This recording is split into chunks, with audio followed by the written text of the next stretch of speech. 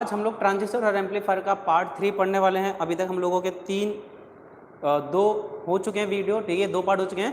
आज वीडियो में हमें इसका तीसरा पार्ट पढ़ना है। फटाफट से सभी लोग लाइव जुड़ जाएंगे और बता देंगे कि मेरी वॉइस और मैं एकदम आपको क्लियर दिख रहा हूँ। बोर्ड, ब्लैक बोर्ड आपको अच्छे से क्लियर दिख रहा है और मैं भी आपको अच्छे से दिख रहा हूँ। एक बार फटाफट से सभी लोग कमेंट करके बता देंगे। चलिए, सो ट्रांजिस्टर एंड एम्पलीफायर का पार्ट 3 हमें आज की वीडियो में देखना है। चलिए, जब भी जल्दी से सब लोग लाइव आ जाएं और जो लाइव आता जा रहा है कमेंट कर दें। अभी तक मैंने आपको कॉमन बेस के बारे में पढ़ा दिया था और आज हम लोग पढ़ेंगे कॉमन इमीटर के बारे में, ठीक है। कल की क्लास में हमने कॉमन बेस पढ़ लिया था और आज कॉमन इमीटर के बारे में हम लोगों को पढ़ना है, देखना है, ठीक है। चलिए,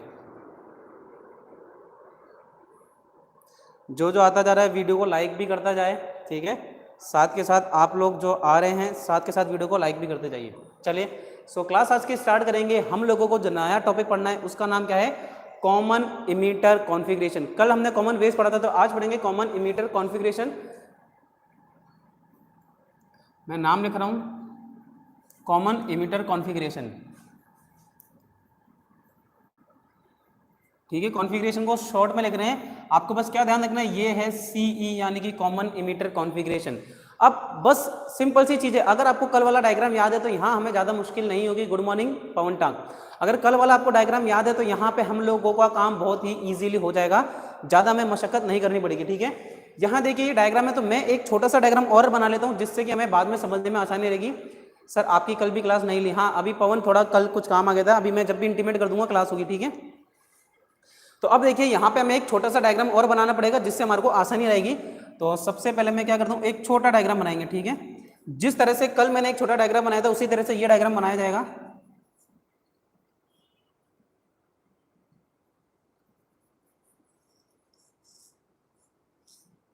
ठीक है, देखिए ये हो गया आपका emitter, base, collector, load RL, R1 और ये सोर्स हो गया। ये डायग्राम। Good morning Lakhan. चलिए, सभी बहुत बढ़िया है। अब ये बताओ कि कल जो हमें चीज आती, अब आपको क्या करना है, वही ट्रांजिस्टर है। तो आप लोगों को क्या ये ट्रांजिस्टर दिख रहा है? क्या आप लोगों को ये ट्रांजिस्टर दिख रहा है? अब देखो इस ट्रांजिस्टर की खास बात क्या है, ये ट्रांजिस्टर है, इसमें 3 टांगे होती है, टर्मिनल होते हैं, कलेक्टर, इमीटर, बेस। अब मैंने क्या करा है, यहाँ पे कॉमन इमीटर करा है, कॉमन इमीटर करना है, यानी कि इमीटर को मुझे कॉमन करना है। तो इमीटर को कॉमन करने का देखिए मैंने इमीटर कॉमन कर दिया, ये रहा बेस, फिर ये रहा कलेक्टर। यानी कि देखिए आपको अगर सिंबल याद हो, एक्चुअल सिंबल अगर आप लोगों को याद हो तो कुछ इस तरह का सिंबल हुआ करता था। ये था बेस, ये कलेक्टर, ये मीटर। अब मैंने क्या करा, ये जो सिंबल है इसको घुमा के थोड़ा सा उल्टा कर दिया है। बस इस सिंबल को थोड़ा सा घुमा के मैंने उल्टा कर दिया है। ये होता था इमीटर, ठीक है। इसको मैंने थोड़ा सा घुमा के उल्टा कर दिया है। सुप्रभात, ठीक है। चलिए, सबको गुड मॉर्निंग, सभी लोगों को गुड मॉर्निंग। बस अब यहां देखेंगे क्या करना है, आपको पता है भाई, सीधी सी चीज है, जो भी टर्मिनल इनपुट और आउटपुट के वहां पे एक अमीटर एक वोल्टमीटर कनेक्ट करेंगे। तो देखो ये बेस है, बेस के पास मैंने अमीटर कनेक्ट करा, लेकिन ये है माइक्रोमीटर और एक वोल्टमीटर कनेक्ट करा। अब देखो ये बेस और इमीटर के बीच में कौन सा वोल्टेज नापा जाएगा? VBE। तो ये हो गया VBE वोल्टेज। इसी तरह से कलेक्टर और इमीटर के मध्य में वोल्टेज क्या नापा जाएगा? VC। तो ये VC वोल्टेज हो गया। कलेक्टर के पास कौन सी करंट फ्लो होगी? IC। तो यहाँ पे देखो माइक्रोमीटर लगाया। ये देखो ये है मिली एम्पियर। कल जब हमने डायग्राम बनाया था कॉमन बेस वाला तब हमने मिली एमीटर लगाया था, क्योंकि कलेक्टर और इमीटर दोनों के अंदर जो करंट फ्लो होती है वो कम फ्लो होती है, ठीक है। नॉर्मल ज्यादा होती है लेकिन बेस से तो ज्यादा होती है। लेकिन आपको ही पता होना चाहिए कि बेस में बहुत ही कम अमाउंट ऑफ करंट, मैंने डायग्राम समझा था कि 100% तो इमीटर के अंदर होता है, उसमें से 5% जाता है बेस में और 95% किस में जाता है? कलेक्टर में जाता है। यानी कि इमीटर के अंदर मात्र 5% करंट है, तो उसके लिए मैं मिली एमीटर क्यों लगाऊं? मैं माइक्रोमीटर लगाऊंगा। राइट वाले साइड डायग्राम नहीं दिख रहे,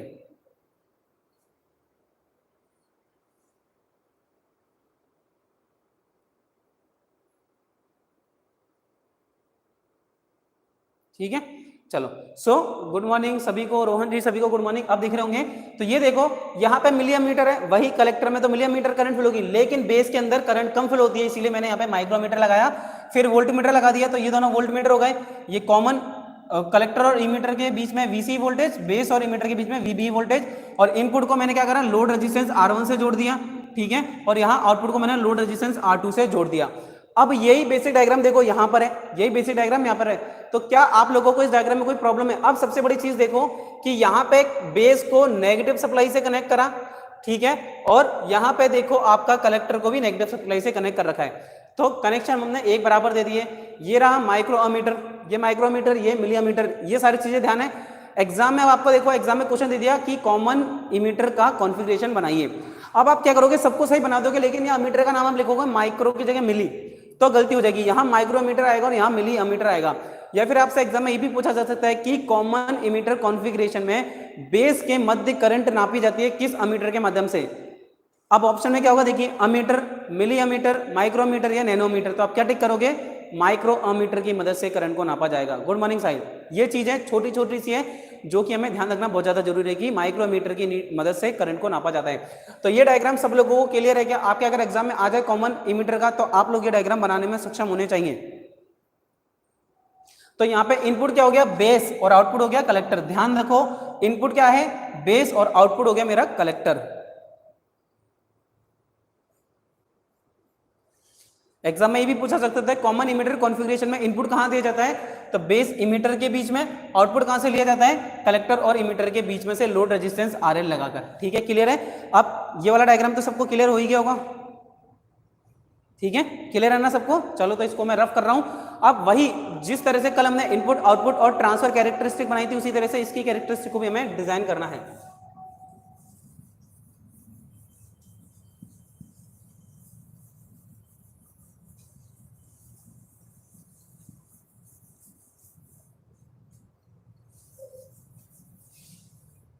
चलो अब इसकी कैरेक्टरिस्टिक को भी हम लोग डिजाइन करेंगे। डोरीलाल जी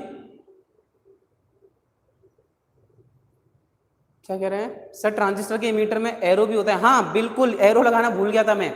एरो लगाने से पता पड़ता है कि पीएनपी या एनपीएन है। अगर एरो अंदर की तरफ है तो पीएनपी और बाहर की तरफ है तो एनपीएन ट्रांजिस्टर होगा। ठीक है, थोड़ा सा ही डायग्राम नहीं बना पाए, अभी बना देंगे। अब हम इसकी कैरेक्टरिस्टिक को देखते हैं।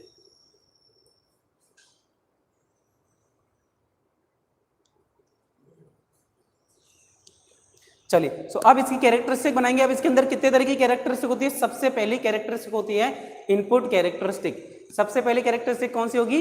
Input characteristic. तो अब बनाते हैं हम लोग इनपुट कैरेक्टरिस्टिक। देखिए सबसे पहले हेडिंग डाल देते हैं कॉमन इमीटर के अंदर इनपुट। अब आज हम इसी बोर्ड पे तीनों कैरेक्टरिस्टिक बनाने की कोशिश करेंगे।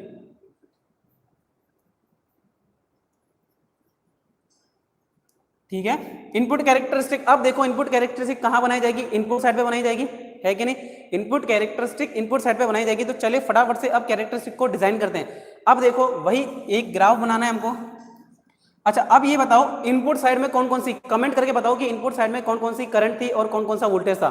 वही तो यहाँ आएगा। तो इनपुट साइड में अगर आपको वोल्टेज ध्यान हो तो VBE, लेकिन करंट की बात करें तो IB।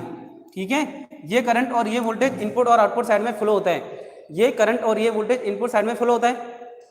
क्लियर है? ठीक है, अब हमें इसके आधार पर बनाना है। लेकिन देखो जैसे जैसे आप वोल्टेज बढ़ाओगे वैसे वैसे करंट भी बढ़ेगी, लेकिन एक कांस्टेंट वैल्यू होगी और वो कांस्टेंट वैल्यू होती है आउटपुट का वोल्टेज। अब आउटपुट में वोल्टेज क्या था? VCE।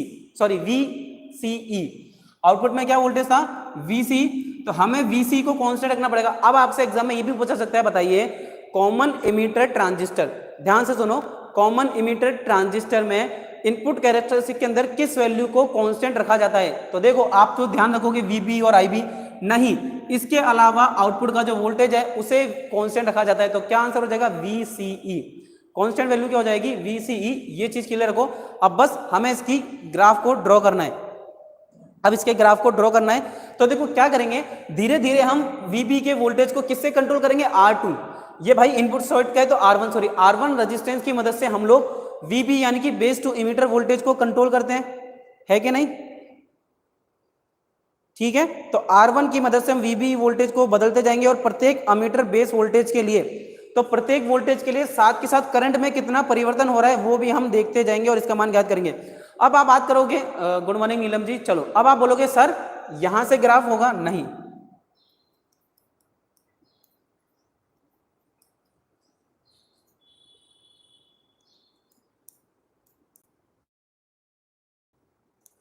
ठीक है। चलो अब आप बोलोगे कि सर यहीं से ग्राफ उठेगा, नहीं, ग्राफ यहां से नहीं उठेगा।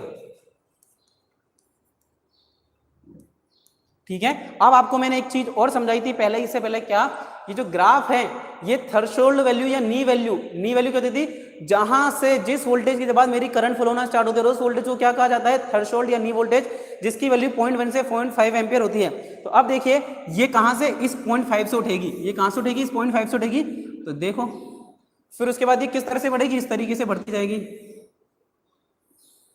ये इस तरीके से आगे की तरफ बढ़ती जाएगी।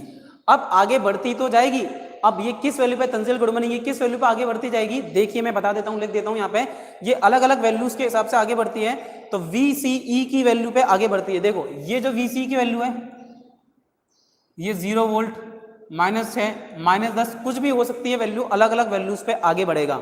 ठीक है, ये अलग अलग वैल्यूज पे आगे बढ़ता है। अब देखो ये जो यहां से आगे बढ़ा, तो वोल्टेज में कितना परिवर्तन हुआ और करंट में कितना परिवर्तन हुआ, उसके आधार पर हम लोग कैलकुलेशन करेंगे। तो देखिए वोल्टेज और करंट की जो कैलकुलेशन है उसको अपन देखते हैं इस तरह से। यहां से मान लो कि एक है, ये यहां से लिया और इसकी ये यहां पे वैल्यू ली, तो ये जो अंतर है एक कैरेक्टरिस्टिक का, एक ग्राफ जब VC की वैल्यू 0 है तो ये हो गए IB, और सेम अगर नीचे लेंगे, इसको नीचे खींच के लेंगे, ठीक है, यहां लेना है, तो ये हो जाएगा डेल्टा VBE।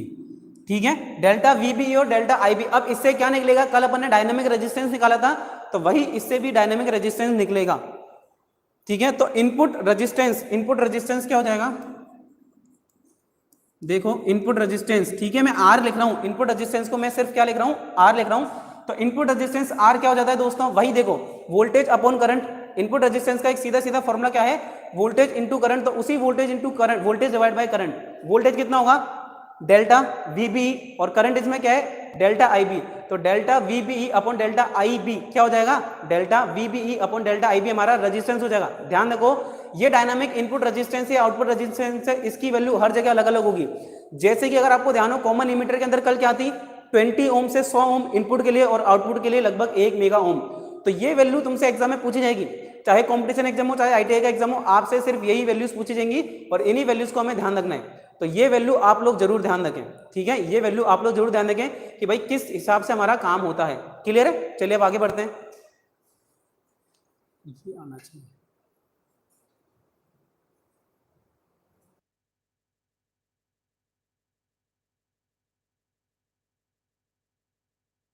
अच्छा आगे ना, हाँ तो ये चीज समझ गए। तो चलिए अब हम फॉर्मूला लिख देते हैं। तो RI इनपुट, देखो RI यानी कि इनपुट का हो गया, क्या हो जाएगा delta VBE upon delta IB। तो ये क्या हो गया हमारा इनपुट का रेजिस्टेंस का फॉर्मूला हो गया। कैरेक्टरिस्टिक तो आप लोगों को समझ आ गई होगी, अगर आपको कॉमन इमीटर की कैरेक्टरिस्टिक याद है तो ये कैरेक्टरिस्टिक तो सबसे आसान हो गई। बस देखो ये सारी चीजें एक दूसरे से रिलेट करेगी, कॉन्फ़िगरेशन सेम है, कैरेक्टरिस्टिक में ज्यादातर सेम आएगा। तो अपने को अगर कॉमन बेस की याद है, एक बार सब लोग कमेंट करके ये बता देंगे कि भाई कॉमन बेस का हमें याद है, कॉमन बेस का आपको समझ आ गया था, तो ये तो इतना मैं कहता हूँ एकदम हलवा चीज होती है, बिल्कुल इजीली समझ आ जाएगा। ठीक है, अगर आपको कॉमन बेस का याद है तो क्या इसमें कोई डाउट है क्या, इनपुट रेजिस्टेंस में कोई डाउट है। अब देखो डायनामिक रेजिस्टेंस की वैल्यू क्या थी, कॉमन बेस के अंदर 20 ओम से 100 मेगा ओम थी, अब यहाँ पे कितनी हो जाएगी, यहाँ पे भी इसकी कुछ ना कुछ वैल्यू होगी डायनामिक इनपुट रेजिस्टेंस की, तो वो वैल्यू मैं आपको लिखा देता हूँ। ठीक है, बाद में अपन लोग पूरी बराबर एक टेबल बनाएंगे जिसमें हर एक कॉन्फ़िगरेशन का input resistance, output resistance, input impedance और आउटपुट इंपीडेंस लिखेंगे। हाल फिलहाल अगर बात करें कि यहां पर इसका इनपुट डायनामिक रेजिस्टेंस कितना होता है, मैं आपको बता देता हूं। कॉमन इमीटर का इनपुट रेजिस्टेंस होता है लगभग 1 किलो ओम से 10 किलो ओम। तो यहां पे वैल्यू लिख लेते हैं RI की 1 किलो ओम से 10 किलो ओम। ठीक है, अब 1 किलो ओम से 10 किलो ओम क्यों है, क्योंकि आप देखो बेस की करंट कितनी कम है। अब बेस की करंट को माइक्रो एम्पियर में करने के लिए आपको रेजिस्टेंस बढ़ाना पड़ेगा, बेस की करंट को माइक्रो एम्पियर में करने के लिए करंट को बढ़ाना पड़ेगा, नहीं करंट को घटाना है, और करंट को घटाने के लिए मुझे ज्यादा प्रतिरोध का इस्तेमाल करना पड़ेगा, और वो वैल्यू की हो जाएगी 1 किलो ओम से 10 किलो ओम। ये चीज क्लियर है। इनपुट कैरेक्टरिस्टिक हर एक बच्चे की क्लियर होनी चाहिए, फटाफट से कमेंट कर दो जिसको समझ आ चुका है। इनपुट कैरेक्टरिस्टिक जिसको समझ आ चुका है फटाफट से वीडियो लाइक करके कमेंट कर दो yes sir input characteristic clear है। अब इसके बाद हम लोग देखेंगे आउटपुट कैरेक्टरिस्टिक।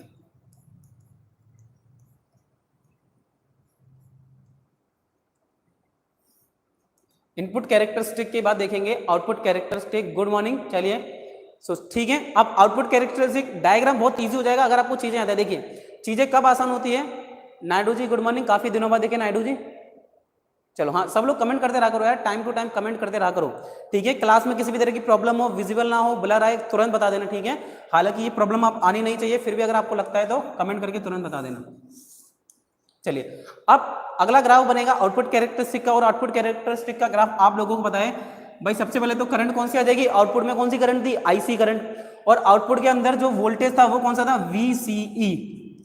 क्या इस चीज में किसी को किसी तरह का क्वेश्चन है क्या कि सर ये कैसे लिखा आपने, VCE और IC कैसे लिखा, किसी को किसी तरह का डाउट है, जो बच्चे स्टार्टिंग से पढ़ रहे हैं। ठीक है, जो क्लास आज की स्टार्ट हुई, अगर वहां से पढ़ रहे हैं तो किसी को कोई डाउट नहीं होगा। फिर भी अगर किसी और बच्चे को भी अगर ये डाउट होता है तो आप पूछ सकते हैं, ठीक है, कोई झिझक नहीं करनी पूछने में। अब आईसी करंट कितनी है, मिली एम्पियर है, ये माइक्रो एम्पियर, तो ये करंट है मिली एम्पियर में, ठीक है, मिली एम्पियर के अंदर ये करंट है। अब यहाँ पे कांस्टेंट वैल्यू कौन सी होगी ये पूछा जाएगा एग्जाम में। क्या क्वेश्चन आएगा, कॉमन इमीटर कॉन्फ़िगरेशन में, कॉमन इमीटर कॉन्फ़िगरेशन में आउटपुट कैरेक्टरिस्टिक में कौन सी चीज कॉमन रहती है। क्या बताऊं भाई, क्या बताने को तो बताओ पवन, कौन सी चीज को कांस्टेंट रखा जाता है, तो किसको रखा जाता है कांस्टेंट, इनपुट करंट को। देखो इनपुट कैरेक्टरिस्टिक में आउटपुट वोल्टेज को और आउटपुट कैरेक्टरिस्टिक में इनपुट करंट को कांस्टेंट रखा जाता है, तो बेस करंट को कांस्टेंट रखा। अब ये पहले की तरह, लेकिन यहाँ पे ऐसा सीन नहीं है कि आईसी और आईबी कैसा है। अच्छा ये कैसा है भाई, अब कर दी वही पवन तेने बात की, जो पुराने बच्चे हैं उनको तो समझ आ गया और तेरे को समझ नहीं आया। देख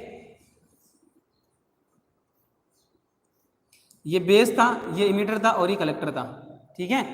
इसको थोड़ा सा उल्टा बनाते हैं इसको। अगर ऐसी ऐसी छोटी छोटी चीजें समझ नहीं आएगी तो काम नहीं चलेगा भाई। ये देखो ये क्या था, इमीटर, ये बेस, ये कलेक्टर। अभी अभी डायग्राम बनाया था। अब देखो ये हो गया इनपुट साइड और ये हो गया आउटपुट साइड।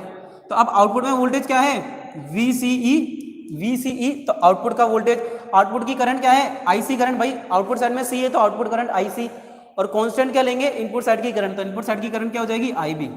आ गया समझ में, समझ में आ गया होगा, ठीक है।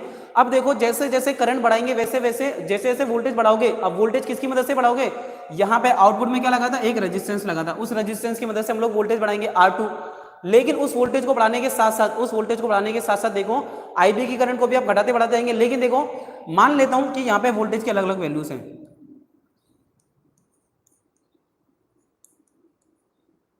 ठीक है, वोल्टेज की यहाँ पे मेरे पास अलग अलग वैल्यूज है और करंट की भी साथ के साथ अलग अलग वैल्यूज हैं। देखो लेकिन अगर वोल्टेज की एक पर्टिकुलर वैल्यू के ऊपर, वोल्टेज की एक पर्टिकुलर वैल्यू के ऊपर करंट की वैल्यू कांस्टेंट रहती है, ध्यान रखो, करंट थोड़े से ही वोल्टेज देने पर, क्योंकि यहाँ पे बहुत अमीटर लगा रखा है, माइक्रोमीटर, थोड़ा सा करंट देने पर ही वोल्टेज बहुत ज्यादा बढ़ जाता है। देखो अब ग्राफ किस तरह से बनता है, यहाँ पे 0 पॉइंट पे है हम लोग, कहाँ पे हैं हम लोग, 0 पॉइंट पे हैं। तो देखो 1 एम्पियर 2 एम्पियर अलग अलग वैल्यूज पे, ये 1 एम्पियर के ऊपर, ये 2 एम्पियर पे, ये 3 माइक्रो एम्पियर, सब ये माइक्रो एम्पियर है, ये 4 माइक्रो एम्पियर और ये 5 माइक्रो एम्पियर। तो इस तरीके से ग्राफ हमारा आगे बढ़ता जाता है। किस तरीके से, इस तरीके से हमारा ग्राफ आगे बढ़ता जाता है और हमें यहाँ पे एक सीधा कर्व प्राप्त हो जाएगा, सीधा कर्व। तो ये जो एरिया बचा, ये ब्लैंक एरिया,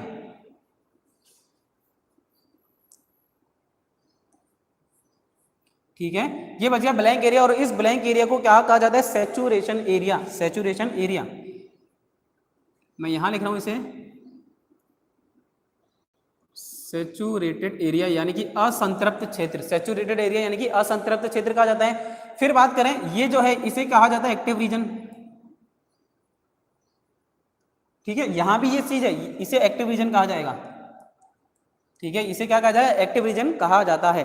क्लियर है। और फिर एक और चीज है, ये मिनी 0 एम्पियर पे एक बात करें, ठीक है, तो ये, और इस जो एरिया को क्या कहा जाएगा, ये जो एरिया है इसे कहा जाता है कट ऑफ रीजन,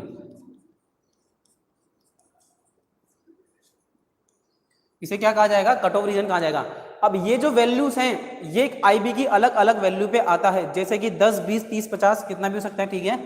तो 10 माइक्रो, सॉरी मिली, नहीं माइक्रो आएगा ना भाई, बेस करंट किस पे थी, बेस करंट थी माइक्रोमीटर, 30 माइक्रोमीटर, ठीक है। और ये क्या है, बेस करंट है IB, ये क्या है, बेस करंट है IB। तो ये ग्राफ समझ आया भाई, आउटपुट कैरेक्टरिस्टिक का ग्राफ कैसा होगा, क्लियर होना चाहिए ग्राफ। अब इस ग्राफ में क्या आएगा, आउटपुट रेजिस्टेंस। अब इस ग्राफ में एक चीज और क्या आ जाएगी, R0 यानी कि डायनामिकली इंड्यूस आउटपुट रेजिस्टेंस, और वो आउटपुट रेजिस्टेंस क्या हो जाएगा, output voltage upon output current. तो आउटपुट वोल्टेज क्या हो जाएगा, VCE, delta VCE upon delta IC। क्या ये समझ आया, आउटपुट क्या होगा यहाँ पे। अब इसी के साथ इसके आउटपुट रेजिस्टेंस का मान कितना होगा, कॉमन इमीटर आउटपुट रेजिस्टेंस की वैल्यू हो जाएगी 10 किलो ओम से 100 किलो ओम, ठीक है, 10 किलो ओम से 100 किलो ओम। क्लियर है? चलिए, ये सारी वैल्यू हमें ध्यान रखनी होती है क्योंकि क्वेश्चन हमें यहीं से पूछा जाएगा। अब लास्ट कैरेक्टरिस्टिक का नाम बता सकता है क्या कोई? जो लास्ट हमारी कैरेक्टरिस्टिक हमें पढ़नी है आज की कॉमन इमीटर में, ट्रांसफर कैरेक्टरिस्टिक।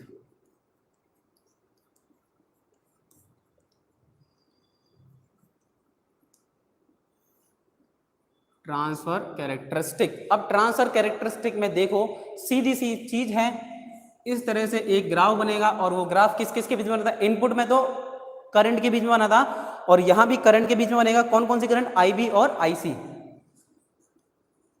आईबी करंट थी माइक्रो एमीटर एम्पियर और आईसी करंट थी मिली एम्पियर। अब बताओ ये ग्राफ कैसा था? एक सीधी लाइन प्राप्त होती है।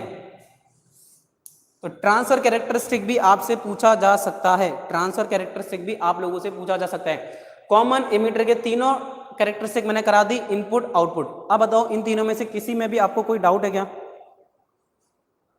तीनों तरह की मैंने कैरेक्टरिस्टिक आपको बता दी, इन तीनों में से किसी में किसी को कोई डाउट है क्या?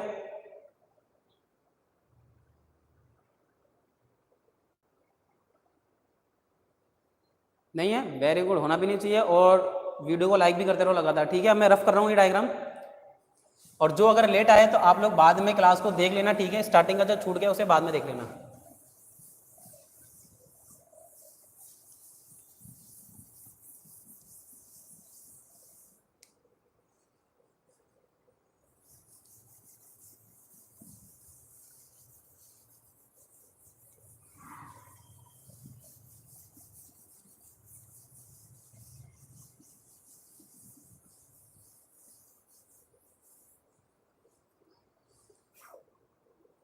चलो, अब अगला पॉइंट है last, common base. Common emitter पढ़ लिया, अब उसके बाद कॉमन कलेक्टर पे आते हैं हम लोग।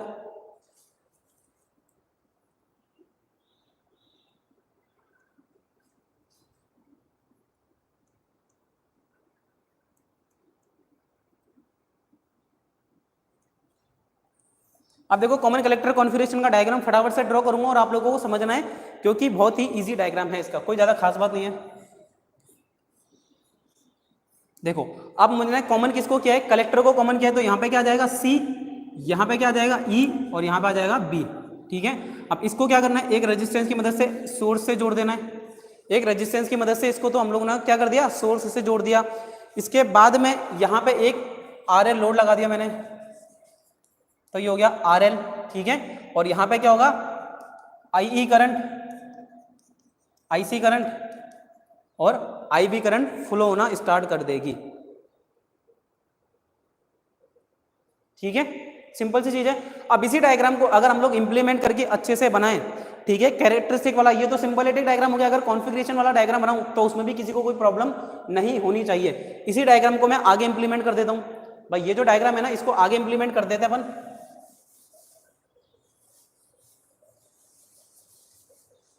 देखो,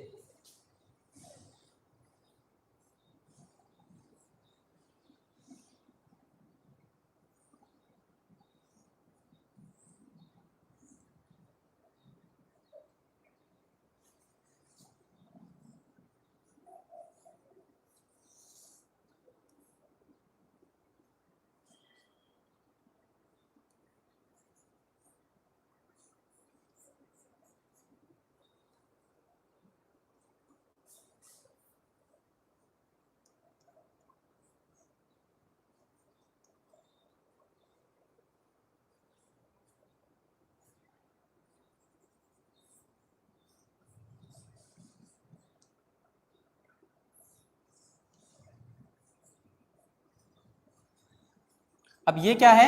ये हो गया इमीटर, ये हो गया कलेक्टर और ये हो गया बेस। तो यहां पे जो वोल्टेज होगा वो VBC होगा, VBC, और यहाँ पे VCE, VCE। तो यानी कि यहां से लेके यहां तक आपको वोल्टेज क्या मिल जाएगा? VCE। ये हो गया R2, ये हो गया आपका R1।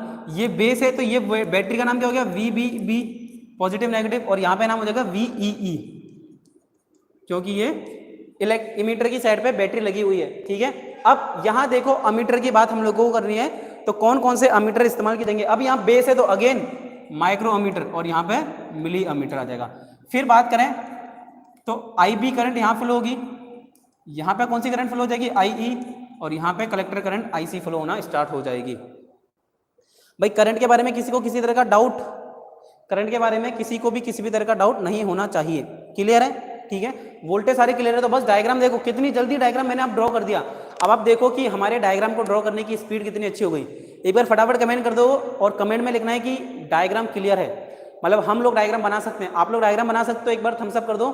जो बच्चा अब आगे से कभी भी चाहे कॉमन बेस हो, कलेक्टर हो, इमीटर हो, आप लोग उसका डायग्राम ड्रॉ करने में सक्षम हो तो थम्स अप कर देंगे फटाफट से कि यस सर डायग्राम कोई सा भी हो हम लोग उसे बना सकते हैं, कमेंट कर दो फटाफट से। तो मैं ये डायग्राम हटा रहा हूं, अब इसके बाद हम इसकी कैरेक्टरिस्टिक बनाएंगे तीनों, कलेक्टर इसकी कैरेक्टरिस्टिक बनाएंगे, इनपुट आउटपुट और तीनों। संगीता जी गुड मॉर्निंग, कैसे हैं संगीता जी आप? सब लोगों की कमेंट देखना चाहता हूं मैं। अच्छा, अभी इसके इनपुट और आउटपुट वोल्टेज ध्यान रखना है सबको, ठीक है।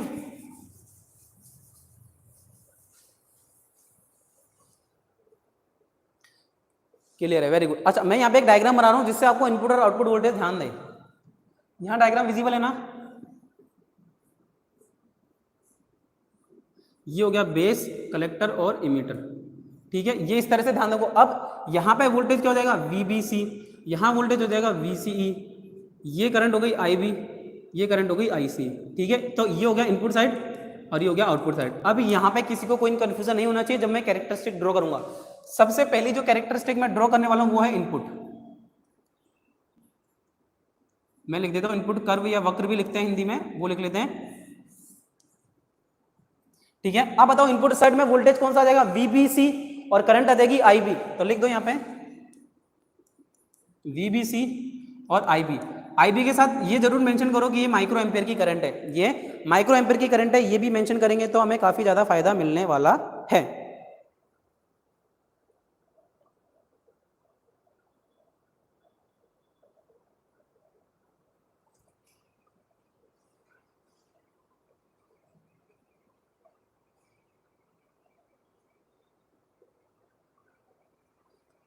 ठीक है, देखो जब हमने कल एकदम डीपली, मैंने कितना धीरे धीरे आपको पढ़ाया था, और कल जो धीरे धीरे पढ़ाया था तो उसके जैसे आप देखो आज कितनी जल्दी आप लोग कर पा रहे हैं। आज हम कितनी स्पीड में चल रहे हैं और कोई नहीं कह रहा। तो कल एक दिन का टाइम लिया भाई हल्का सा, और आपको समझ आ गई तो चीज़ें आसान। अब यहाँ देखो खास बात क्या है, यहाँ वोल्टेज और करंट में रिलेशन इन्वर्सली होता है, यानी कि जैसे जैसे आप बेस टू कलेक्टर वोल्टेज का मान बढ़ाओगे वैसे वैसे आपको बेस करंट की वैल्यू घटती जाएगी, वैसे वैसे ही बेस करंट की वैल्यू घटती जाएगी। तो देखिए अब इसका ग्राफ ड्रॉ करते हैं। सबसे पहले देखो बेस वोल्टेज की वैल्यू मैं बात करूं तो 1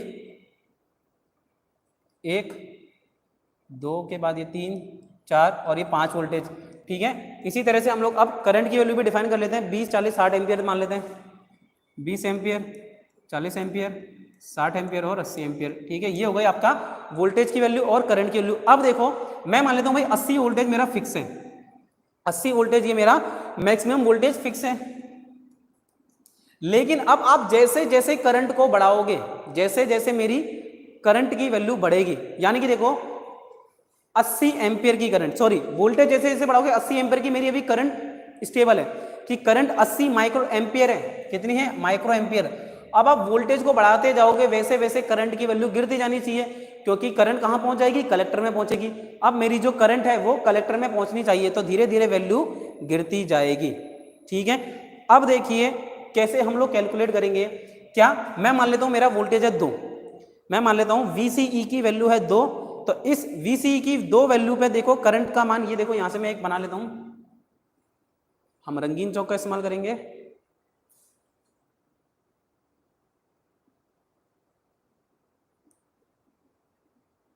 अब देखो इसके बाद वोल्टेज की वैल्यू क्या होगी, गिरनी है, तो देखो वोल्टेज की वैल्यू ऊपर से नीचे आई, कोलैप्स हो गई, ठीक है, यानी कि वोल्टेज की वैल्यू गई कम। अब यहां देखो इनपुट में कांस्टेंट किसे रखा जाता था, VCE को, तो यहां पे VCE की वैल्यू कितनी हो जाएगी, देखो आउटपुट में VC है ना, तो VC आ गया कांस्टेंट, यहां मान लेते हैं 2 वोल्टेज, और ये VCE की वैल्यू गई 3 वोल्टेज। तो इस तरह से इसकी कांस्टेंट वैल्यू पे निकाला जाएगा। तो ध्यान क्या रखेंगे, कॉमन कलेक्टर में करंट की वैल्यू कोलैप्स होती है जैसे जैसे आप वोल्टेज को बढ़ाते जाओगे। तो कैरेक्टरिस्टिक को देखकर आप ये समझोगे कि कैरेक्टरिस्टिक पहले निकाली हुई है, क्या समझेंगे कि करंट और वोल्टेज में इनवर्सली रिलेशन होता है। सर क्या सर्किट में पीएनपी या पीएनपी कोई भी ट्रांजिस्टर लगा सकते? हाँ, कोई भी ट्रांजिस्टर लगा सकते हो, बिल्कुल। डोरीलाल जी बिल्कुल सही कह रहे हो। रजनीकांत जी गुड मॉर्निंग। ये देखो, आप कोई सा भी ट्रांजिस्टर लगा सकते हो, इट डजंट मैटर आपको काम किसका है। हम कोई से भी ट्रांजिस्टर का इस्तेमाल कर सकते हैं, आइदर पीएनपी और एनपीएन, चाहे वो पीएनपी ट्रांजिस्टर हो या एनपीएन हो, हम किसी भी ट्रांजिस्टर का इस्तेमाल कर सकते हैं। ठीक है,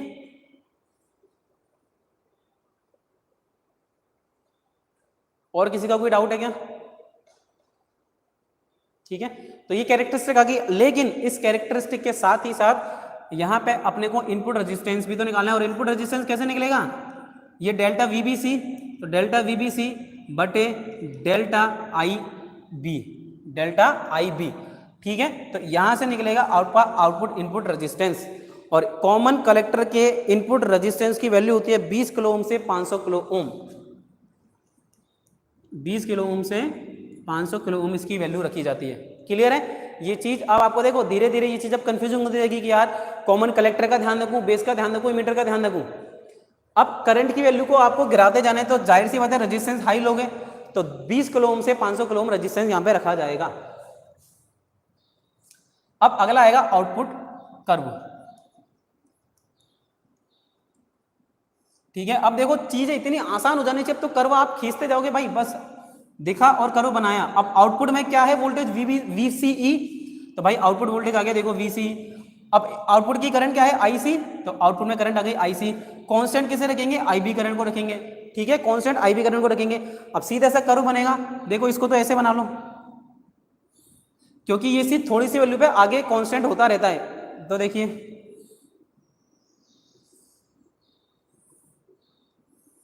इस तरह की वैल्यू, आपको पता है कि इस तरह से डायग्राम बनेगा, और यहां वैल्यू किसकी आएगी? आईबी की। यहां जो वैल्यू आएगी आईबी की वैल्यू आएगी, वो कितनी हो सकती है? 10, 20, 50, कितनी भाई? 10 micro ampere, 20 micro ampere, 30 micro ampere और 40 माइक्रो एम्पियर, कितनी भी ले सकते हैं। और अब देखो यहां जो एरिया बचा, इस एरिया को क्या कहोगे? Saturated area. ये तो चीजें याद हो गई होगी भाई, इसे सैचुरेटेड एरिया, इसे एक्टिव रीजन कहेंगे। और यहां पे एक छोटी सी और आएगी, जैसे आप लोग क्या कहोगे? Cut off region, cut off region कहेंगे।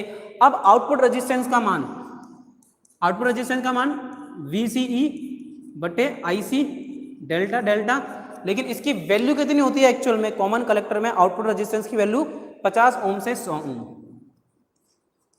ज्यादा नहीं होती, 50 ओम से 100 ओम रखी जाती है। तो अब बताओ आउटपुट रेजिस्टेंस, देखो एक बार दो चीजें समझ आ गई, अब थर्ड वाला तो एकदम हलवा है, बनता ही जाएगा। अब देखो लास्ट वाला कौन सा रह गया? बताने की आवश्यकता नहीं है, ट्रांसफर कैरेक्टरिस्टिक।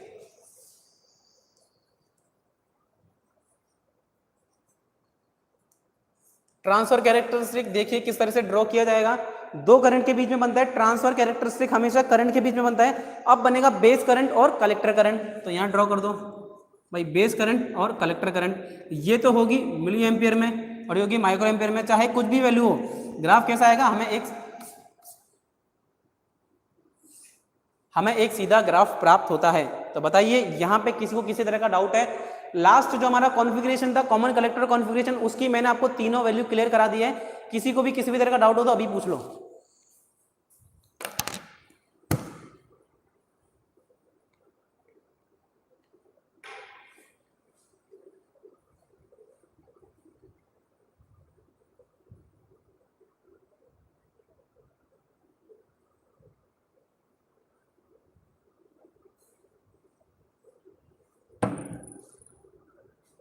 भाई किसी को किसी भी तरह का डाउट है आप लोग अभी पूछ सकते हो, मैं इसे रफ कर रहा हूँ। अब हमें बहुत इंपॉर्टेंट चीज पढ़ेंगे जो कि आपके एग्जाम में सीधी सीधी पूछे थे, डेफिनेशन। ठीक है, छोटी छोटी डेफिनेशन और फॉर्मूला बनाना होगा।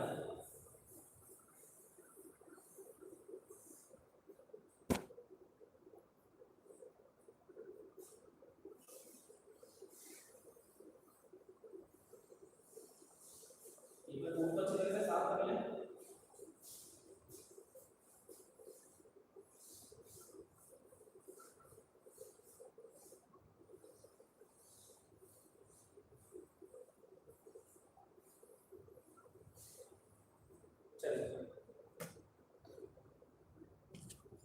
सर आवाज़ क्लियर नहीं आ रही, आवाज़ नहीं आ रही क्योंकि मैंने अभी माइक उतार दिया था। गुड मॉर्निंग रजनीकांत जी, ठीक है, क्लियर है। डोरीलाल जी, आपका जो डाउट था भाई पीएनपी एनपीएन कोई सा भी लगा सकते हैं, वो डाउट भी आप अपने मन में क्लियर रखें, ठीक है, वो डाउट भी आप क्लियर रखें। आप किसी भी डाउट का इस्तेमाल कर सकते हो, या फिर एग्जाम में स्पेसिफिकली देगा, जब आपके ईडी में क्वेश्चन आएगा तब बताएगा कि पीएनपी। ये ध्यान रखना, जब ईडी में आएगा तब आपको बताएगा कि भाई पीएनपी या एनपीएन कौन सा। सर वाटर, हाँ पानी में पी रहा हूं, मैंने उठा लिया।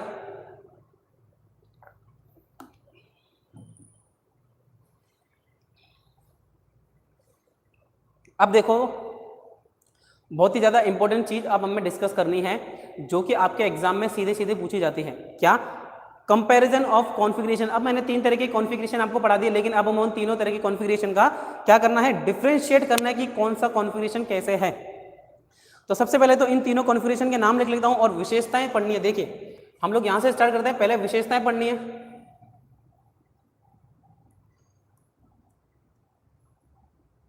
विशेषताएं, ठीक है, लाइन खींच देता हूँ सीधी एक।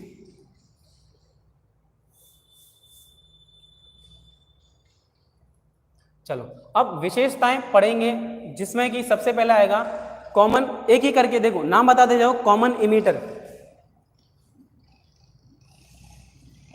Common base, common collector.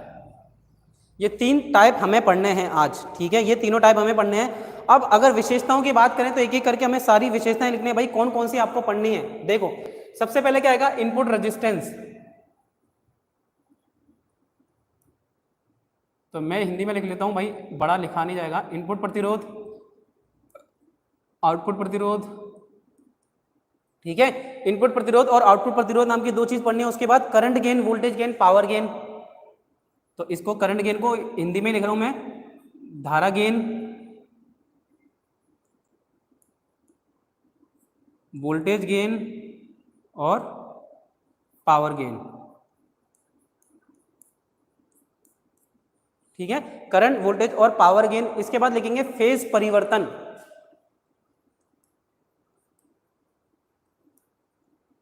Phase में कितना परिवर्तन देखने को मिलता है। और लास्ट है एप्लीकेशन, कहां पे इस्तेमाल किया जाएगा। चलिए अब इसको लाइन खींच लो, है ना। देखो सारा सिस्टमेटिकली पढ़ते चलेंगे।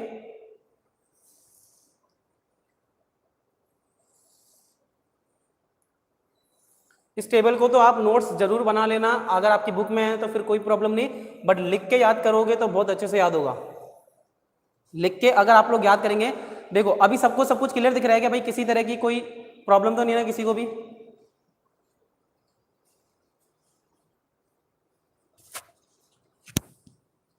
हाँ सही से नहीं दिख रहा तो कमेंट करके बोला। अब देख रहे हैं सही से, पिक्सल इंक्रीज कर दो। अनिल जी स्वागत है, काफी दिनों बाद दर्शन दिया अनिल जी आपने। चलो अब देखेंगे एक एक करके वैल्यूज। तो सबसे पहले याद करो, इनपुट रेजिस्टेंस कॉमन इमीटर का कितना था, 1 किलो ओम से 10 किलो ओम था। 1 किलो ओम से 10 किलो ओम। पहले कॉमन इमीटर की बात करेंगे, ठीक है। आउटपुट रेजिस्टेंस कॉमन इमीटर का हमने कितना पढ़ा था, 10 किलो ओम से 100 किलो ओम,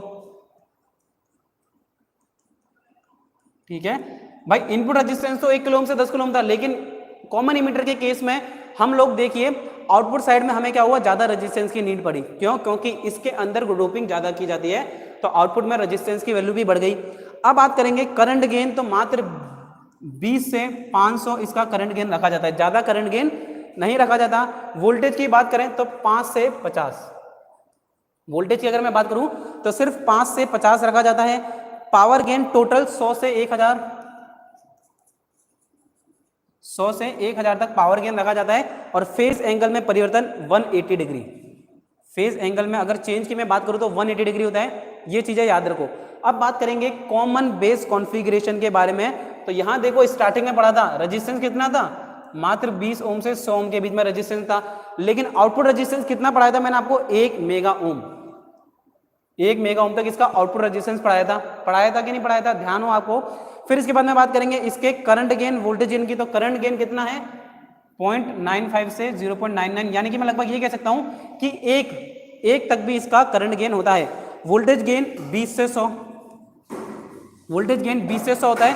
और पावर गेन भी बात करें तो ओवरऑल 20 से 100 इसका पावर गेन रखा जाता है। पावर गेन की अगर हम बात करते हैं तो 20 से 100 तक इसका पावर गेन होता है। फेज एंगल, अब देखो ये कौन सा है, कॉमन बेस, तो एक चीज ध्यान रखेंगे, कॉमन बेस में किसी भी तरह का फेज एंगल नहीं होता है। कॉमन बेस में फेज एंगल 0 रखा जाता है, लेकिन अगर कॉमन इमीटर की बात करेंगे तो यहाँ फेज एंगल की वैल्यू कितनी रखी जाएगी, 100, ठीक है, सॉरी 180 डिग्री। अब आता है कॉमन कलेक्टर। कॉमन कलेक्टर में 20 किलो ओम से 500 किलो ओम, अभी अभी हमने पढ़ा भाई 20 किलो ओम से 500 किलो ओम, इसका इनपुट रेजिस्टेंस कितना, बहुत ज्यादा रखा था, लेकिन क्या इसका आउटपुट रेजिस्टेंस भी ज्यादा होता है, तो आउटपुट रेजिस्टेंस सिर्फ 50 किलो ओम से 100 किलो ओम होता है। तो यहां कॉमन कलेक्टर, अब देखो सबसे कम इनपुट रेजिस्टेंस कॉमन कलेक्टर का था, लेकिन अगर सबसे ज्यादा की बात करें तो किसका है, कॉमन कलेक्टर का। कॉमन बेस का सबसे कम, लेकिन कॉमन कलेक्टर का इनपुट रेजिस्टेंस सबसे ज्यादा होता है। अब बात करेंगे करंट गेन की, तो यहाँ 50 से 500 करंट गेन की वैल्यू रखी जाती है, ठीक है, धारा गेन यानी कि करंट गेन। बाकी वोल्टेज गेन और पावर गेन एक से भी ज्यादा होते हैं बस, ठीक है, ध्यान रखो कि एक से ज्यादा होते हैं, ठीक है, इसके आगे हमें ज्यादा ध्यान रखने की जरूरत नहीं है। सेम चीज है, सिर्फ कॉमन इमीटर में फेज एंगल 180 डिग्री होता है, बाकी सभी चीज में अगर मैं बात करूं तो फेज एंगल 0 डिग्री रखा जाएगा।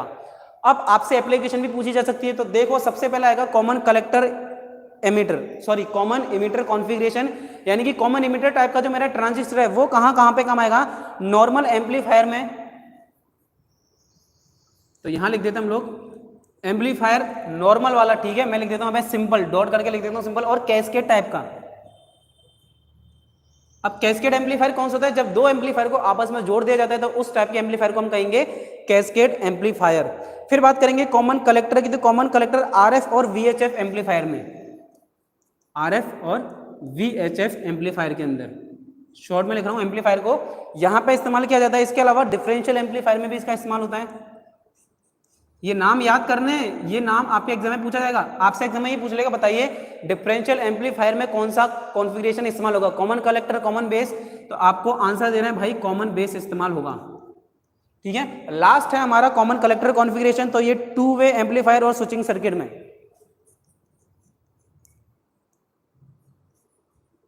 2 वे एम्पलीफायर और स्विचिंग सर्किट में, ज्यादातर स्विचिंग सर्किट में कॉमन कलेक्टर का इस्तेमाल होगा। तो यहां पे देखिए मेरा पूरा ओवरऑल जो ट्रांजिस्टर का कॉन्फ़िगरेशन था खत्म होता है। अब ट्रांजिस्टर के अंदर जो आप एक एक चीज पढ़ी, input resistance, output resistance, current gain, voltage gain, power gain, phase angle, ये क्या होता है, अब इसे हम लोग एक एक करके डिटेल में इनकी डेफिनेशन पढ़ेंगे, ताकि हमें टर्म तो क्लियर हो। सर आपने लिखा तो दिया करंट गेन, वोल्टेज गेन, लेकिन ये होता क्या है, ये करंट गेन और वोल्टेज गेन होता क्या है और कैसे निकाला जाता है, अब हमें इसको देखना है। तो एक बार ये समझ आ गया सबको, तो एक बार कमेंट कर दो कि यस सर ये चीज क्लियर है, और आप लोग इसका स्क्रीनशॉट ले ले, अगर आपकी बुक में तो वेल एंड गुड है, अदरवाइज आप इसका स्क्रीनशॉट ले लो और कॉपी में लिख लिख के याद करें। ध्यान रखना बहुत इंपॉर्टेंट टॉपिक है, इससे एग्जाम में सीधे सीधे क्वेश्चन आएगा। कैसे, कॉमन बेस का इनपुट रेजिस्टेंस, कॉमन बेस का आउटपुट रेजिस्टेंस, ये दो चीजें बहुत इंपॉर्टेंट है। फिर करंट गेन और वोल्टेज गेन भी पूछा जाता है, लेकिन वो ज्यादा नहीं पूछा जाता। मेन चीज इनपुट और आउटपुट रेजिस्टेंस कॉम्पिटिशन एग्जाम में तो सबसे ज्यादा पूछे जाते हैं। तो अगर उस चीज के लिए आप लोग तैयारी कर रहे हैं तो इस टेबल को तो रट लेना आप लोग, ठीक है। चलिए अब इसको रफ कर देते हैं अपन।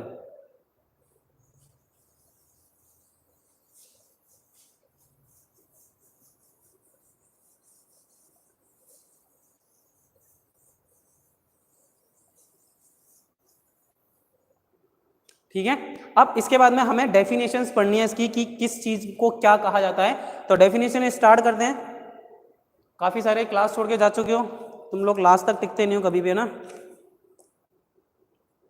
चलो, अब ट्रांजिस्टर के गेन, अभी जो हमने पढ़ा current gain, voltage gain, power gain, उसमें फर्स्ट नंबर पे आएगा ट्रांजिस्टर गेन। देखते हैं अब ट्रांजिस्टर गेन के अंदर अलग अलग गेन आ जाएंगे।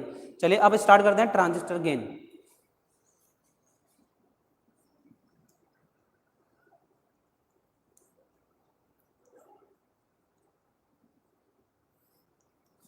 ट्रांजिस्टर गेन, अब ट्रांजिस्टर गेन क्या होता है, किसी भी ट्रांजिस्टर के इनपुट और आउटपुट सिग्नल, किसी भी ट्रांजिस्टर के दिए गए इनपुट सिग्नल की अपेक्षा उससे प्राप्त होने आउटपुट सिग्नल के करंट वोल्टेज अधिक होती है तो वह उसका गेन। देखो हमने ट्रांजिस्टर स्टार्टिंग में बात करी, इस ट्रांजिस्टर का इस्तेमाल क्यों किया जाता है एम्पलीफायर में, और एम्पलीफायर क्या करता है, लो इनपुट वोल्टेज को हाई इनपुट वोल्टेज में कन्वर्ट करता है। तो किसी भी दिए हुए सिग्नल को जब हम लो सिग्नल देते हैं तो उसे हाई सिग्नल में मिलता है और उसी को गेन कहा जाता है। यानी कि हम लोग कहेंगे गेन अब 3 प्रकार का है, गेन 3 प्रकार के होते हैं। तो सबसे पहले कौन सा गेन निकालेंगे हम लोग, करंट गेन। सबसे पहला गेन आएगा करंट गेन।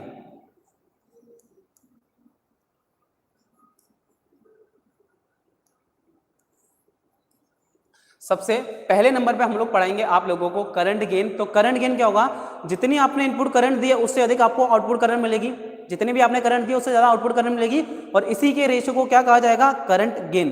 तो ध्यान रखो करंट गेन को अल्फा से शो किया जाता है, करंट गेन को। अब करंट गेन में दो चीजें, करंट गेन में, अच्छा अब यहाँ पे आएगी डेरिवेशन। अब देखो इस डेरिवेशन का आपको बहुत अच्छे से ध्यान रखना है, क्योंकि इस डेरिवेशन से आपके क्वेश्चन आता है। करंट गेन वही इनपुट करंट और आउटपुट करंट के रेशियो को आप लोग क्या कहोगे, करंट गेन। लेकिन अब करंट गेन में दो चीजें आ जाती है, करंट गेन में दो भागों में विभक्त किया जाता है करंट गेन को। पहले नंबर पे देखेंगे हम लोग अल्फा। अब देखो यहां डेरिवेशन हम लोगों को पढ़नी है, अल्फा, ठीक है। अभी अल्फा गामा, अभी जैसे कोरोना का वेरिएंट आ गया नया डेल्टा, तो डेल्टा आएगा, उसके बाद अल्फा बीटा गामा सब आएंगे। अभी तो देखो बहुत सारे अल्फाबेट है जिसकी बीमारी आ सकती है। तो अब सबसे पहले हम लोगों को पढ़ना है कौन सा वाला, अल्फा के बारे में। तो अल्फा देखो सीधे क्या ध्यान रखना है, ये कॉमन बेस कॉन्फ़िगरेशन का एम्प्लीफिकेशन फैक्टर है। डेफिनेशन जो हमें लिखनी है,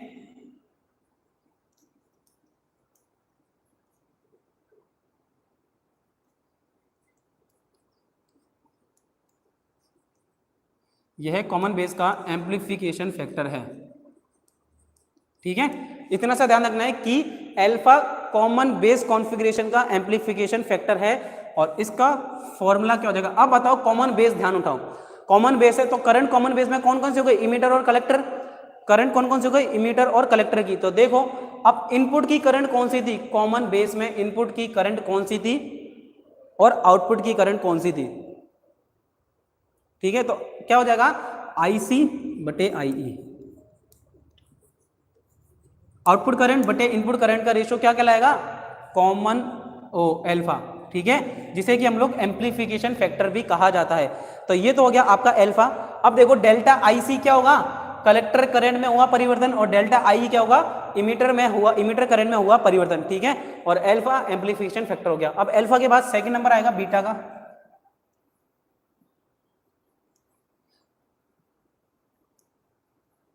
ठीक है। अल्फा के बाद एक और आइटम है बीटा, और ये कॉमन इमीटर कॉन्फ़िगरेशन का फैक्टर होता है।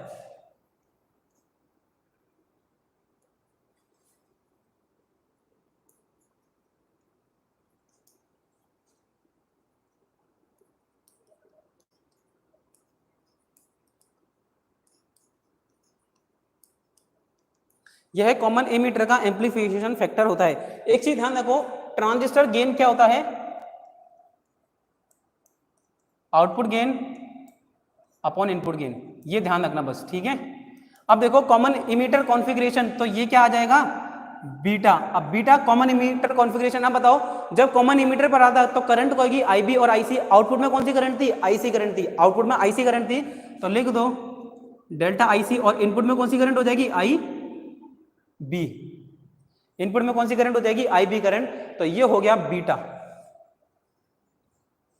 ये हो गया आपका बीटा की वैल्यू। तो अल्फा और बीटा की ये दो वैल्यू हमारे सामने निकल के आती हैं, अल्फा और बीटा की ये दो वैल्यू हमारे सामने निकल के आती है, ठीक है। याद हो गया, चीज क्लियर है। अब देखो इससे एक डेरिवेशन समझनी है, तो मैं क्या करता हूं, बीटा की वैल्यू को साइड में लिख लेता हूं। मैं बीटा को भी यहां लिख देता हूं कि बीटा की वैल्यू कितनी हो गई, delta IC upon delta IB, ठीक है। अब हमें क्या निकालना है, अल्फा तथा बीटा में संबंध, अल्फा तथा बीटा में संबंध, नई हेडिंग लिख देते हैं। अब आप बोलोगे सर ये क्या संबंध पढ़ा रहे हो, तो देखो ये जो संबंध है ना, संबंध के बारे में तो पूछा जाता है भाई, चाहे किसी का भी संबंध हो सबको इंटरेस्ट रहता है। तो बिल्कुल हमारे एग्जामिनर को भी बहुत ज्यादा इंटरेस्ट है कि इनके बीच में क्या संबंध है, क्या रिलेशन है, और अगर उसको इंटरेस्ट है तो हमें इंटरेस्ट लेना पड़ेगा, क्योंकि अगर वो पूछेगा तो हमें बताना पड़ेगा। कोई भी अगर आपसे इंक्वायरी करेगा तो आपको समझाना ही पड़ेगा क्या रिलेशन होता है। और इस रिलेशन को समझने के लिए सबसे पहले स्टार्टिंग की जाती है करंट के बारे में।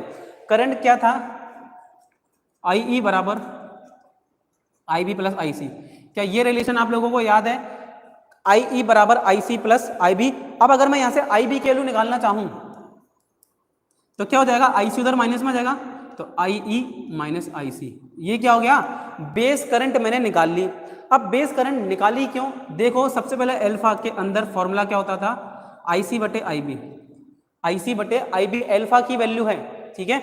अब यहाँ पे आई सी मुझे पता है, नहीं पता कोई मतलब नहीं, लेकिन मैं यहां से आई सी की वैल्यू निकाल सकता हूं। देखो मुझे अगर आई बी निकालना है तो मुझे यहां से आई सी की वैल्यू निकालेंगे। अब देखो यहां क्या हो जाएगा,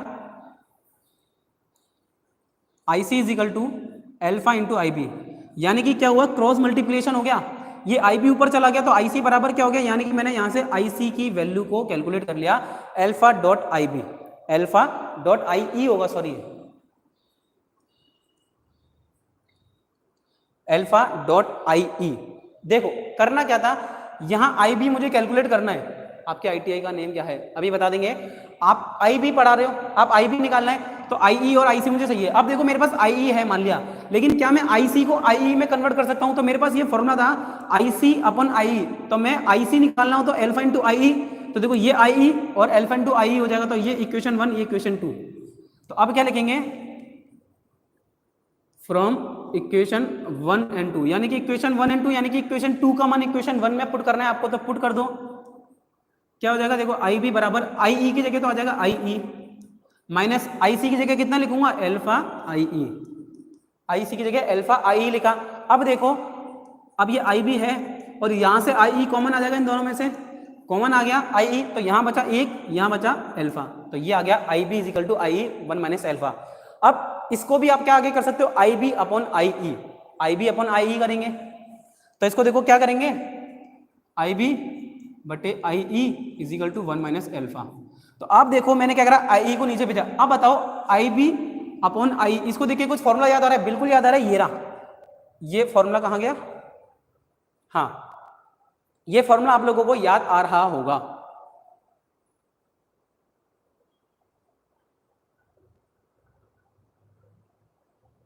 ठीक है। चलिए अब इस फॉर्मूले से पहले भी हमें एक चीज याद आ सकती है, कौन सी चीज है, देखो बताता हूं, कि मुझे बीटा लिखना है,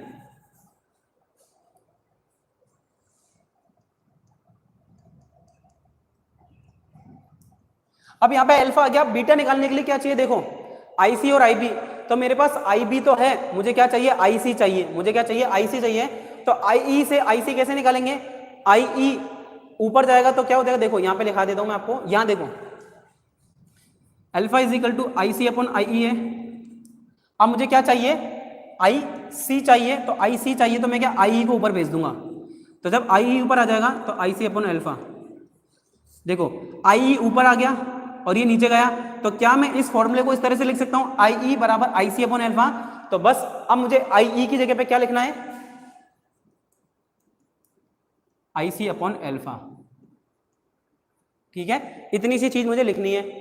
अब आपने लिख दी, अब क्या करो, आई सी को इसके नीचे भेज दो, आई सी को इसके नीचे भेजो, तो हो जाएगा आई बी बटे I C is equal to 1 minus alpha upon alpha, 1 minus alpha upon alpha. और आई बी अपॉन आई सी क्या है, यहां देखो आई सी अपॉन आई बी है बीटा, यानी कि ये उल्टा है, तो ये हो जाएगा 1 बाई बीटा, और ये क्या 1 माइनस एल्फा अपॉन एल्फा। अब इस फॉर्मूले को आप उल्टा करके लिखो, इन दोनों को उल्टा कर लो, तो बीटा बराबर एल्फा अपॉन 1 माइनस एल्फा हो गया। अब आपको क्या है, ये सारी चीज जो मैंने बताई उसको याद नहीं करना, बिल्कुल ध्यान नहीं देना, हटाओ दिमाग से डिलीट कर दो, सिर्फ तुम्हें ये दो फॉर्मूले याद रखना है कि beta is equal to 1 minus, beta is equal to alpha upon 1 minus alpha होता है।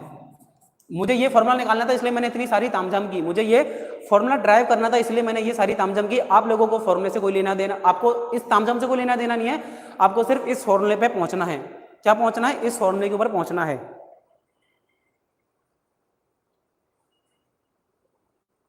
तो ये तो होगा बीटा का formula alpha upon alpha minus 1, लेकिन एल्फा का भी एक फॉर्मूला होता है, एल्फा का भी एक फॉर्मूला होता है, कौन सा फॉर्मूला है देखो,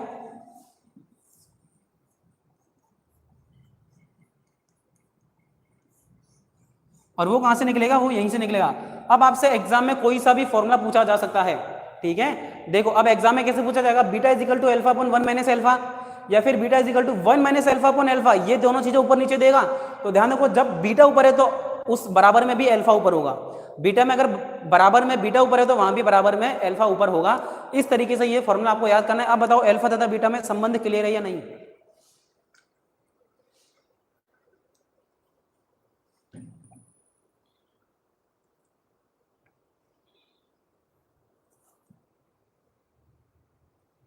एल्फा और बीटा में रिलेशन यहां पे खत्म होता है।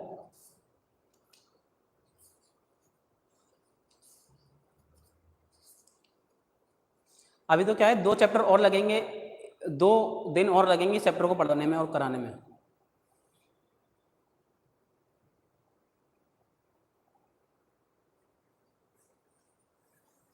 यानी कि मुझे लग रहा है कि 2 महीने कंप्लीट। आपको बताओ पहली क्लास हमने स्टार्ट करी थी 6 मई को, तो 6 मई को स्टार्ट की थी 6 जून, अब मुझे लग रहा है 6 जुलाई तक तो कोर्स निपटाना ही है, और वो निपटना इम्पॉसिबल है।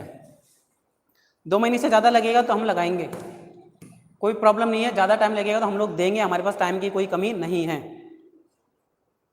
चलिए, सो आपको अल्फा और बीटा में रिलेशन समझ आया, अल्फा और बीटा में। अब ये हो गया करंट का रिलेशन था, ये करंट का रिलेशन था। अब हमें वोल्टेज का रिलेशन देखना है, तो वोल्टेज गेन।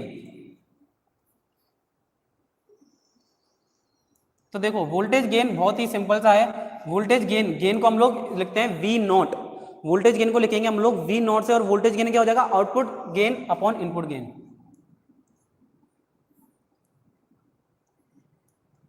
ठीक है, वोल्टेज गेन को लिखेंगे output gain upon input gain.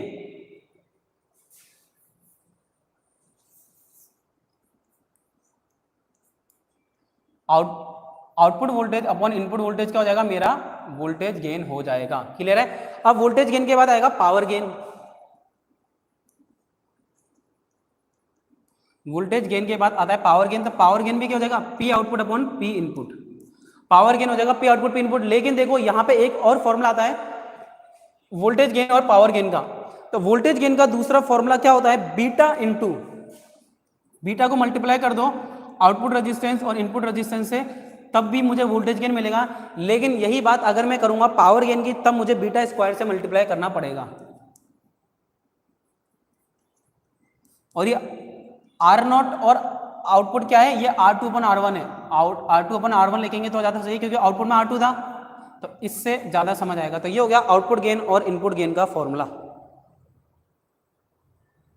Output gain और इनपुट गेन का फॉर्मूला समझ आया क्या भाई? ये सीधे सीधे फॉर्मूले समझ आ गए। तो इसके आधार पर एक न्यूमेरिकल है जो कि हमें परफॉर्म करना है। ठीक है, परफॉर्म करते हैं न्यूमेरिकल। क्या कहता है न्यूमेरिकल में कि एक कॉमन बेस ट्रांजिस्टर का एम्पलीफिकेशन फैक्टर अल्फा इज 0.98। तो अल्फा की वैल्यू कितनी हो गई, 0.98। ठीक है, एम्पलीफिकेशन फैक्टर 0.98 है, और इमीटर करंट IE 1 एम्पियर है। IE 1 मिली एम्पियर है। भाई इमीटर करंट हमेशा मिली एम्पियर में होती है, तो IE करंट है मिली एम्पियर में, तो इसकी बेस करंट कितनी होगी, बेस करंट पूछी गई है। अब देखो आपको हमेशा ध्यान रखो, इमीटर करंट दे रखी है, अल्फा दे रखा है, तो क्या इमीटर करंट और अल्फा का कोई फॉर्मूला है? तो सबसे पहले लिखेंगे अल्फा का फॉर्मूला क्या था। तो अल्फा का फॉर्मूला था IC अपॉन IE।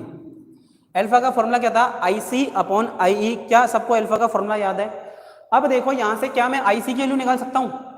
देखो एक और फॉर्मूला लिखना है, लेकिन इससे पहले IE is equal to IB plus IC। तो आपको निकालना क्या है, IB। मेरे को IE पता है, IC निकालना है मुझे सिर्फ। देखो IE मुझे पता है, और मुझे निकालना क्या है, IB निकालना है, तो मुझे सिर्फ IC चाहिए। IC कहां से निकालेंगे, यहां से। कैसे? देखो अल्फा का मान कितना है, 0.98, IC की जगह IC और IE की जगह 1 मिली एम्पियर, यानी कि 1 आ जाएगा।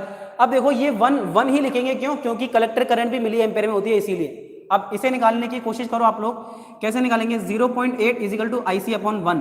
तो देखो IC तो यही का यही है, और ये मल्टीप्लाई हो जाएगा, तो IC is equal to 0.8 into 1, 0.8 multiply by 1 हो जाएगा। नहीं 98 है ना, 0.98 है। अब 0.98 को मल्टीप्लाई करेंगे तो 0.98 ही आएगा। जब 0.98 को 1 से मल्टीप्लाई करेंगे तो 0.98 ही आएगा। और ये 0.98 क्या हो गया, अभी हो गया मिली एम्पियर। अब ये क्या हो गया, मिली एम्पियर, क्योंकि 1 मिली एम्पियर में से हम लोगों को क्या चाहिए था, 1 मिली एम्पियर को गुणा करा, IE क्या था, 1 मिली एम्पियर, तो यहाँ पे आ गई 0.9 मिली एम्पियर। अब देखो IB कितना हो जाएगा, क्या पूछा, IB, तो IE minus IC, IE minus IC, और IE की वैल्यू कितनी है मेरे पास, 1 मिली एम्पियर, माइनस इसकी हो गई 0.98, तो क्या निकल के आ गई 0.02 मिली एम्पियर। लेकिन क्या बेस करंट मिली एम्पियर में होती है क्या? क्या बेस करंट मिली एम्पियर में होती है? अगर ऑप्शन में पॉइंट मिली एम्पियर में हो तो ठीक है, लेकिन अगर माइक्रो एम्पियर दे रखा हो तो इसको 0.02 इंटू 10 की घात -3 और लिखोगे आप लोग, 0.2 इंटू 10 की घात -3 लिखेंगे अगर माइक्रो एम्पियर में पूछा जाए तो। क्लियर है? ठीक है, तो आज हमारी क्लास यहीं पे खत्म होती है दोस्तों। अभी हमने ट्रांजिस्टर के गेन के बारे में पढ़ लिया, अब आगे और भी पॉइंट है, करंट, वोल्टेज, ठीक है, सारा कुछ पढ़ेंगे, बाइसेंगे। अभी 2 दिन और लगेंगे, 2 दिन और लगेंगे चैप्टर को कंप्लीट करने में, और उसके बाद हम लोग अपना ऑस्किलोस्कोप वाला चैप्टर स्टार्ट करेंगे। आज की क्लास कैसी लगी, मजा आया नहीं आया? आज तो क्लास ब्लर भी नहीं हुई, ठीक है। अच्छा हमने 5G कनेक्शन ले लिया अब तो, तो क्लास ब्लर होने का कोई चांस नहीं है। बस आप लोग ये बताइए कि आपको समझ आया या नहीं। क्लियर है? अच्छी लगी? देखो अभी भी 5 जने हैं, कौन कौन प्रेजेंट है? लखन, पवन, तंजिल, पंकज है क्लास में। सभी लोग कमेंट करके बताओ कि कौन कौन क्लास में प्रेजेंट है अभी।